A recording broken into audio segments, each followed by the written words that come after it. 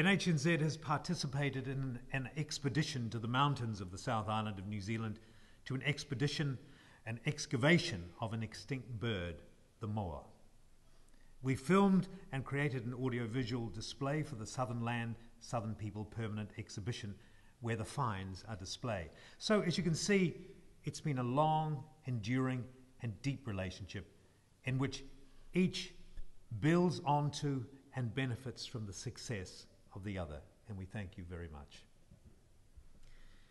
Examples of how NHNZ is using technology to stay at the top of the market and hold our audiences. NHNZ is still in the market of making nature documentaries, but as I've mentioned, that's just one part of the business today. And what we make is very different from traditional wildlife shows. Our biggest budget and most ambitious series is called Mutant Planet.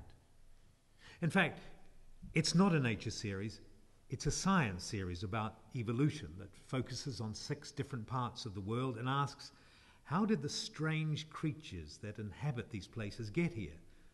And how did they get to be so eccentric and so unique? What are the forces, tectonic, oceanic, climatic, volcanic, that created the particular environment which favoured the evolution, adaptation and success of these animals, birds, fish, insects? The brief from our international clients was clear. They wanted new, surprising images, high technology, and how big geological and climatic events shaped evolution. The subtext was, give us something we haven't seen before that's going to excite viewers and get big ratings. So to do that, NHNZ has invested significantly this year in high-tech filming equipment, including a high-definition HD Phantom camera worth over $400,000 that shoots 1,000 frames per second. This camera allows our crews to capture stunning and amazingly detailed imagery in super slow motion. And here's a sneak preview of what it can do. This bird, by the way, is the mountain parrot, the kea. It's called an honorary monkey. It's so intelligent, it is so resourceful.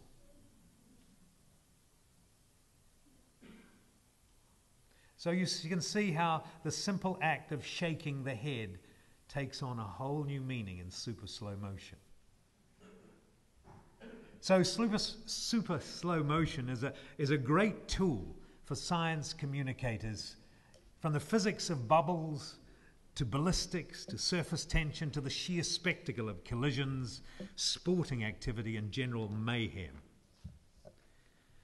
NHNZ is only half the partnership of the new series. Our partners are NHK in Japan.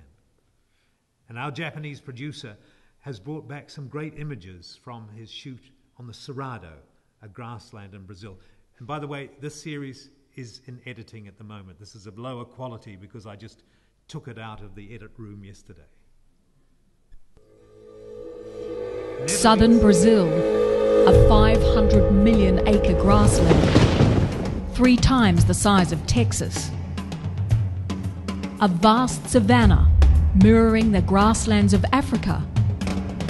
But where are the herds of antelope, springbok, zebra, and the predators who follow them?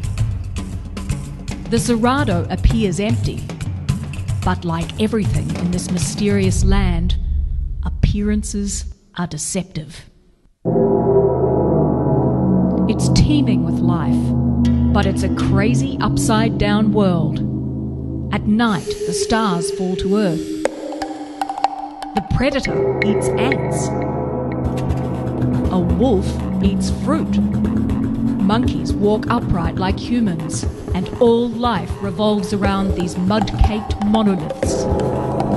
An extreme climate has transformed the Cerrado into a vast theatre of evolution, where some of the most eccentric animals in the world have formed partnerships and synchronized their life cycles. All interdependent, all connected, in a community like no other. How does this strange world work? And how did it come to be?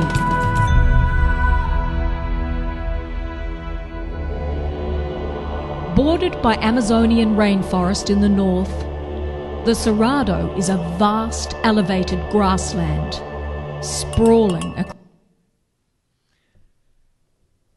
So, as science communicators, we rely hugely on technology to enhance our storytelling.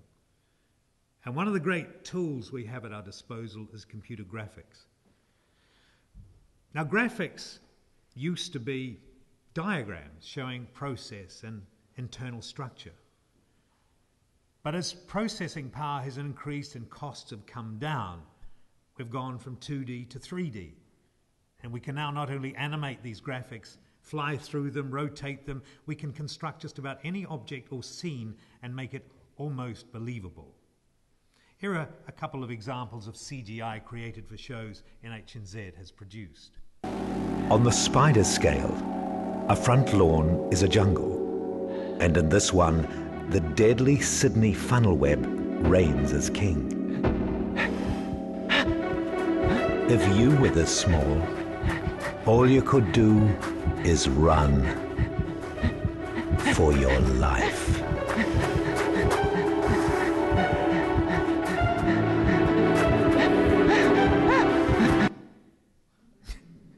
I love the panting.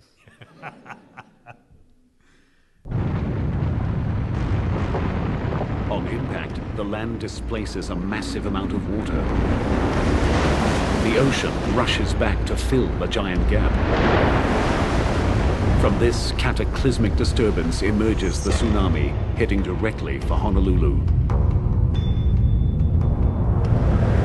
Estimated time to impact, 30 minutes. This is the direction that a big tsunami would come from the Big Island. The wave first becomes visible as it stands and breaks on a shallow bank, 40 kilometers southeast of Honolulu.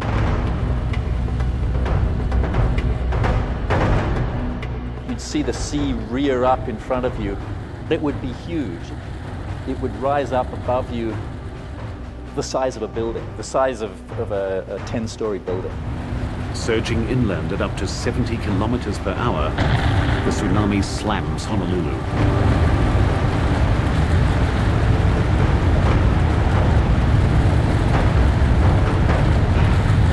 Because the tsunami's energy stretches down to the ocean floor, this wave is not clean water. It's filled with sand, coral, and rock.